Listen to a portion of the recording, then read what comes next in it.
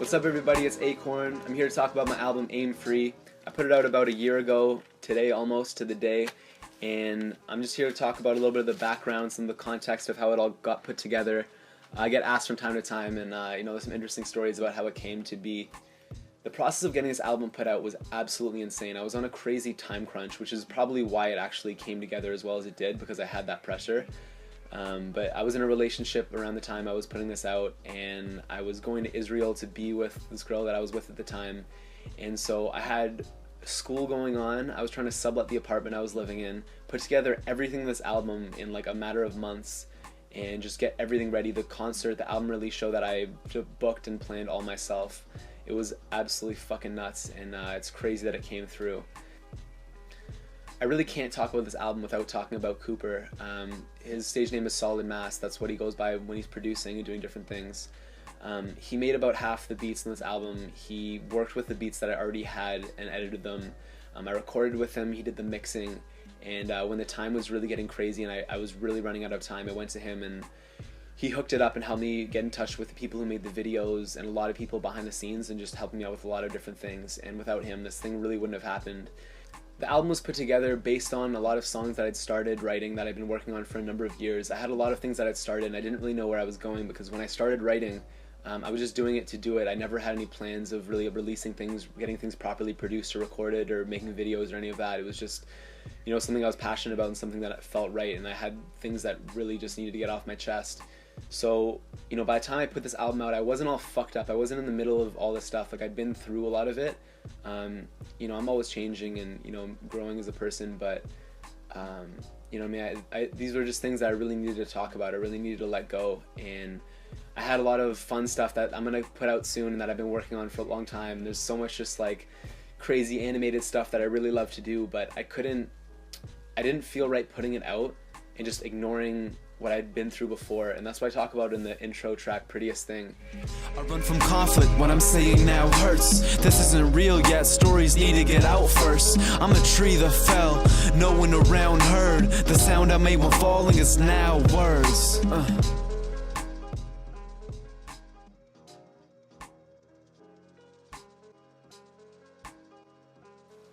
In the intro track, I say the proverb, if a tree falls in the forest and no one's around to hear it, does it make a sound? And that's kind of the idea behind the album, is that if I put all this shit to the side and I never talked about these things that were really important to me and I just went off and made happier music, all these experiences that I came through wouldn't have been real. I wouldn't have been able to use them as strength. And then, when I'm putting out more positive things that I'm working on, people would just hear some bullshit pop, and not knowing that this is really what I came through, and that every moment when I talk about something I'm happy, or I'm like in a track where I'm like boasting and bragging, it's not really on some ego shit. It's like really I'm very happy that, I'm fortunate enough that I could come through the shit that I've been through, and that I'm blessed that I could do something different. Yeah, so Expose the Brain was a song that I used. I put together a few different verses that I really like, some of my favorite verses, talking about the way my mind works, and I think it was a good way to start off the album, and I just wanted to kind of bring people into my head and show you that that's what I'm talking about, and give it a little bit of an interlude into the song Ain't It Strange. The song Ain't It Strange is a song that I wrote about how my father died. It's actually the first, I would say, real song that I ever wrote. I was about 14 years old at the time that I wrote the song, and everything I wrote then was just kind of some random rap shit. Like, it didn't really have a lot of substance. I was just rapping to rap because I liked it.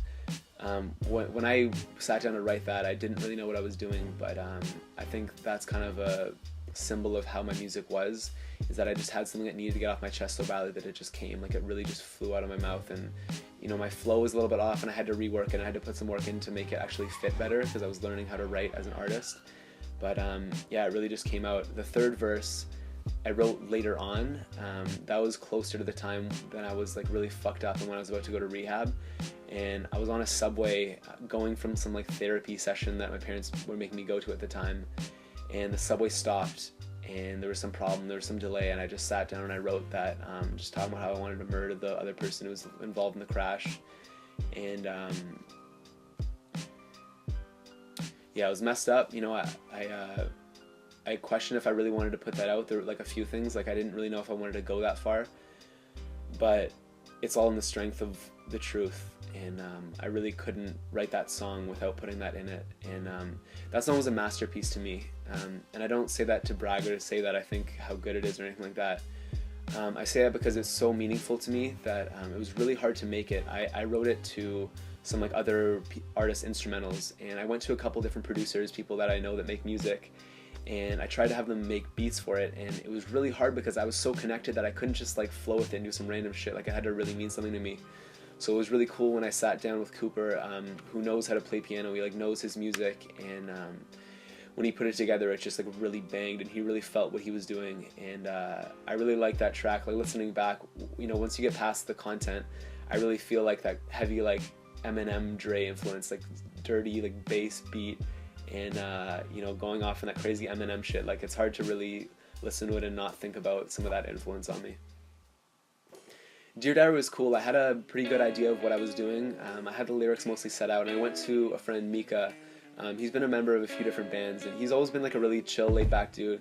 So I was kind of concerned. I'm like, I don't know if this guy can really pull it off. Like, I don't know if he can really do some crazy shit like I'm trying to do. I pictured just being like the master of some fucking universe where I'm like some evil lord. Like, obviously this isn't what I'm talking about, but some weird feeling that I had behind it. And we were messing around. He had a couple different ideas, and then he turned up the distortion and like whatever effects that guitarists use. I can't really explain because I don't know, but he like hit some notes, and he just started like banging the shit out, and I was like blown away. I was so happy with it. And yeah, he recorded it, and we brought it to Cooper, and he produced the beat around it. And yeah, it's one of my favorite tracks to this day. So yeah, the third verse is pretty weird. Everything I'm doing is double meaning. So while I'm talking about music, I'm also talking about women and their reproductive systems and really some strange shit. And there's a lot of like hidden messages in there and some really stuff that I'm really proud of as a lyricist. So check out the Rap Genius page. I'm going to break down what I'm talking about in that one. Yeah, Who Was Right? That was one of the two songs that I put out even before I did the album, and I re-recorded it later. Each verse was written in a different period of time. One was right before I went into rehab, one was right after I got in, and one was a little bit later on. The voice at the beginning, it's actually my mom, and that's from something that she wrote in a letter to me as part of what they do in the rehab, where they just have parents write to their kids and tell them like how their actions affected them. When I was just a selfish piece of shit, and so then later on when I was recording the album, I brought it to her and I had her read it, and so that's where that's from. It was something that she actually had written. No Matter What is a song where the album really starts to change. You know, I'm talking about my family and Who Was Right, so when I talk about him and I reference my friend using the word brother, some people thought I was talking to my actual brother, but it's a good friend of mine who's kind of grew up without a father in his life, and his mother passed away partly connected to drug use, and you know, I saw her around and she was trying to get sober and get well, and it was a pretty messed up circumstance, and I didn't want to go into it too much in the song, but I really just wanted to show my love and support for my friend and show him that I'm here for him. And yeah, I was really shocked in this situation because you know, me and some people that I know who are also sober, you know, a good friend of mine, an older guy who's you know, we reached out to her, and you know, for just respect for him, I don't want to go into the whole story, but you know, she was in a hospital and just she was so caught up in her addiction that she really had no control, and you know, with all the help and love and support that was at her hands, you know, unfortunately she passed away. But you know, I'm happy to say my friend's doing well, and I'm really happy to have been able to reach out to him like this, and I'm happy that my music is something that, you know, I can reach out to him, but you know, just talk to people that have been through this shit in different ways, you know, whether it's what I'm going through, what he is. You know, there's a lot of crazy stuff in this world, especially, you know, drugs and alcohol. There's a lot of people affected, and you know, I'm happy we all come to the other side and show that, you know, I can do whatever the fuck I want. I'm a happy person in my life, and that you know, I had to work really hard to change things, but you know, here I am. So the title track, the song Aim Free. The first verse was inspired by my favorite artist named Brother Ali. He has a song called Forrest Whitaker where he's just kind of like making fun of himself and, you know, being like self-deprecating, but just like a really positive, fun-loving song about loving and accepting yourself. And that's where I got the inspiration for the first verse, and big shout out to him. If anyone hasn't heard him or heard that song, I definitely go check it out, go find his music. He has like tons of great material, one of my biggest influences. Yeah, the album and especially the song Aim Free are important to me because they're just part of who I am, and you know, the chorus is a good representation. It just really came to me. I didn't even plan to sing it, but the rhymes came out. It all just really flowed perfectly. I barely even had to edit it, and the words "aim free" weren't something that I really had in my head before. It really just came out, and you know, from that point I felt really right, and it felt like that's what I want my album to be called, and that's what I want to be representing. The video came together really last minute. It was crazy. Cooper hooked me up with Sonic Life Media. That's Julian Frank, who worked on both of the videos, and then Nico Westnall, who did the actual music video also. And you know, I met up with Julian the day of that we shot the promo video, and I didn't really have that much of a concept. It was really general. It was like the sun was setting. I got his number, I went up to meet him, and we just started shooting right away, and it all pretty much just came together like on the fly. And they were telling me that a lot of people they work with, they have these really specific ideas. They want to look cool, and they want to have these cool fucking settings, and they want to have bitches, what I think is really whack shit. And the reason it came together as well is because we just flowed with it, and we were all just kind of using our creativity, and I let them, you know, use their skills to make it work. At the end of the video, there's a clip of Brother Ali shouting me out, saying, telling y'all to aim free. So that was at one of his shows, and the reason he's one of my biggest influences is because that was the second time at a show that I've been able to talk to him, because, you know, he's playing at the Annex Rec Room, pretty packed house, a lot of people, you know, he's fairly well known in his circle, and he stands out in the crowd and waits for every single person who want to talk to him until they wanted to sign autographs, whatever. You know, I'm not trying to waste all his time and, you know, like ask for big favors. Like, who am I to be bothering someone who I'm just a big fan of? But he was really chill with it, and that was a cool night. I got to spit some verses to some other people that were opening, that were on tour with him, and yeah, like, I'm happy that he was there, and I'm happy that, you know, I could get a shout out from someone that was so sick, but also it's just a sign of like what I want to do with my music, you know, be someone like that who, you know, no matter what happens, and you know, whether I'm successful or not, just be able to keep some kind of humility and, you know, connect with the people that are listening to my music in the same way that Brother Ali can. What's up, this is Brother Ali, here with A-Korn on the Aim Free thing. Aim Free.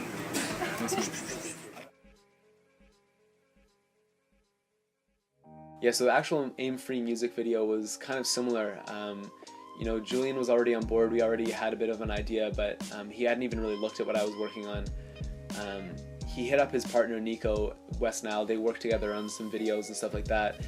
And it was like noon or something like that. I showed them the sheet of paper that I have with different shots that I wanted to do, like some of the toothbrush shot, the helmet and stuff like that, and like just beach ideas and just really general ideas for what I wanted to do, where I wanted to be. And they were pretty cool with it. It was enough to go off of, so we put my buddy Mike Power in the car. You see him make a nice cameo when I'm talking about checking out old men thinking it's fly young girls. Big famous cameo. I'm pretty happy about that one. And yeah, we just went down and just roll with it. And yeah, so I had that idea where I was going to be like shirtless at the start of the video, and at the end, like, I show my ass to kind of make it seem like I was just like naked on the beach the whole time. And you know, it looks nice, it's like sunny and whatever, it's pretty chill on the beach, but it was fucking December. Like, I shot that maybe at the end of November, but definitely like in the middle of winter. It was freezing, it's like fucking crazy. So by the time I was trying to do the ass shot, I like stripped off my clothes, like just like put it in front of my, you know, front of my unit, keep myself covered up. And there's like people on the beach who are trying to like time it so I'm not like flashing young children. I'm not trying to do anything like that. And yeah, we got that shot. It was pretty funny, but I was freezing my fucking ass off. Yeah, I was saying before how there's a crazy time crunch to make all this happen. You know, I got the album artwork sent in to the album printer like 2 or 3 days before the concert, which is when I wanted to release it, which is like the very last point of when they possibly could have gotten all the information to do it. I like had to like book it. I didn't realize what was going on. I had to like print one CD so that they could copy it. So I went down to the printer, we got that done. We were waiting for it, and then the day of there was a delay, so they ended up, instead of having me pick up the CDs, they actually dropped it at the venue for the concert, is how last minute it all came together. The album release concert was a pretty surreal experience. You know, we had all these acts opening. We had 6 acts total in the night. You know, I went on like perfect time. It was like a Monday night, December 17th. It was like a holiday break, so it kind of worked out that it was a Monday. We got like a nice big crowd there, easily like 150 people maybe. Yeah, people were showing love. A lot of people that I wanted to perform for came out. A lot of good people I hadn't seen in a long time, and it was just a really fun vibe. We were at Measure, which was at the time called Annex Live, and I got Gabriel Maciel, a friend of mine, to play drums for me. So he was rocking the fuck out during my set, and I was just going crazy. Like, I was ready to go. You know, my voice wasn't ready for like a 45-minute set. I was like losing my voice like crazy. I was jumping around the crowd, completely out of breath. I was like, can't believe I even made it through it, but it was a fucking sick time. And yeah, I had a great time. The one thing that happened, people thought I was like fucking up during my act because I was performing Ain't It Strange. And like, obviously, performing a song about how you want to, you know, about how your dad died and then wanting to murder the person that did it, it's not really the most like crowd pleasing situation, you know. I'm not like a death metal rocker, but so I was like, fuck it, whatever, I'm still gonna do it. So I did it, but I was like, okay, for the last verse, Gabe, just like smash the shit out of the drums, like play super loud. I'm gonna step back from the mic a bit so you can't hear me as well, just so it's just like some craziness. You don't have to really like hear me talk about all that stuff, because, you know, like my parents were in the crowd, like my like family members were there and stuff, so like it was, I didn't really want to go all the way in. People were like yelling at me, like, go up to the mic, like we can't hear you. So that was pretty funny. Yeah, like looking back on the album, I'm really happy with it. You know, obviously there's a couple things that I've improved since then. If I could redo it, there's a couple things I'd change. You know, I think my voice has gotten better at like learning how to record and stuff like that. But no, I'm definitely really happy with it. First time I listened to it in a long time, there was a girl I was dating, and she was listening for the first time. We were driving, so I listened back and I was like, holy shit, this is like dark, this is like intense, you know, because in the middle of it, I've had these songs in my mind for a long time, been working on it, you're kind of numbed out to it, I'm thinking about other things. So to listen back and really hear like how heavy it was and how hard I was going in, and, you know, just like listen to it with a fresh set of ears, it was pretty crazy. And you know, but I'm really happy, and I'm happy that like if that's how it feels to me, I can only imagine what it's like for someone, you know, listening to it for the first time. And, you know, my family listened to it, my parents. And you know, I'm happy I was able to do something so powerful, and I'm very excited to work on some more things where it's just a lot more positive and bring something a little bit more bright and loving to the world. So what's next for AKorn? I'm just trying to have a lot more fun, be a little bit more free. It's a lot of pressure to do things like the album, and then I had the tour more recently, and it's a lot of shit to plan by myself. It's, you know, you got to put money, time, energy into it. It's a lot of risk. It's just like a lot of things to focus on. So I'm trying to have fun. I'm trying to just do what I want to do and enjoy myself. I have another project that I'm going to be putting out a little ways down the road. A lot of really like fun-loving stuff, maybe a little bit less rap. There's obviously, I'm a rapper and I'm going to be forever, but, you know, I take different influences, I sing. There's a little bit stuff that, you know, more fun to dance to. It's a little more fun to perform, things like that. So I have a lot of ideas for that and a lot of things in the works. You know, I'm collaborating with some different artists, some different people that do things different than what I do. And that's going to be fun. I'm really excited to show the world some of that stuff. Recently I put out the track 22-2s, a remix of Jay-Z's song for my 22nd birthday.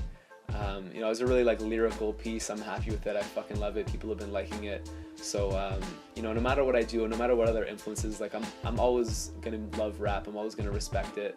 And every now and then I got to just do some shit like that. Yeah, so the big thing with me is that I did everything pretty much myself, and, you know, I hired people to help me, and, you know, like I said, Cooper had a huge influence, but really, you know, I was the mastermind behind everything, and that's a lot of pressure, and it's a lot of stress, and it makes it a lot harder to just create art. So, you know, next time I put something out, I'm working on building up a team, other people that are with me on either, you know, just kind of guidance on how to make the album, how to craft it as a whole, you know, people to work on design, different shit like that. So I'm looking for people that can help out with stuff like that. I have a single, it's called My Headphones. You know, a good friend of mine who's a singer sang on it, and it sounds fucking dope. We have a video that we shot that we're working on editing. I'm not exactly sure when I'm going to put that out. I'll probably put it out along with the next push. You know, definitely more concerts. I want to get involved with more live instruments, so when I perform, it's like a show, really entertainment. I don't want to just get up and rap. I want to really entertain people. And I love performing. It's been really sick. I've been feeling really good, getting really confident, and being able to rock some crowds. So I'm going to definitely keep doing that. There's a video project that I'm putting together. I took a beat from Otis Gray's beat tape. He's a hip-hop producer. He's really sick. And it's just kind of a creative thing. It's not like a music video. It's like really ambient. I'm shooting it myself, and just something to do for fun. You know, I picked up like some turntables, like a digital DJ controller, and I've been working with that. So you might be seeing a AKorn DJ event sometime soon. So yeah, I always love to hear feedback about my music, what you think, what it's like to listen to it, you know, what your experience is with it, you know what I mean? Send me a message, get in touch with me, like me on Facebook.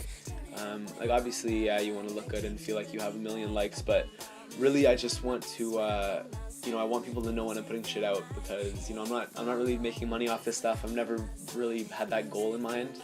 One day maybe that's what happens, maybe that's where I can go with it, but for now I'm just putting my heart and soul into it, trying to make some fun shit, and trust me, there's going to be a lot of fun stuff up ahead. So yeah, just get in touch. Thank you for everyone who's listening. Thank you for everyone who's been listening to my music, who's been coming out to shows, who's been telling me what they think about it. For everyone that said that they've gotten something out of the album, they related to what I was talking about. A good friend of mine said that I got him through some hard times. That shit really means something to me, and I'm really blessed to be able to do that, and I'm really blessed to be able to be in the position that I'm in. This is A-Korn. Go download the album, hit me up. I have a bunch of CDs, I'm done selling them now, I just want people to hear it. Hit me up, I can get you a hard copy. Like me on Facebook to keep up with my new stuff, and just let's go, stay in touch, we'll fucking take this shit over. And if you haven't seen me perform live, you really want to. I've been fucking killing it, it's been really fun. And yeah, there's nothing like rocking out live, so yeah, I'll see you soon. And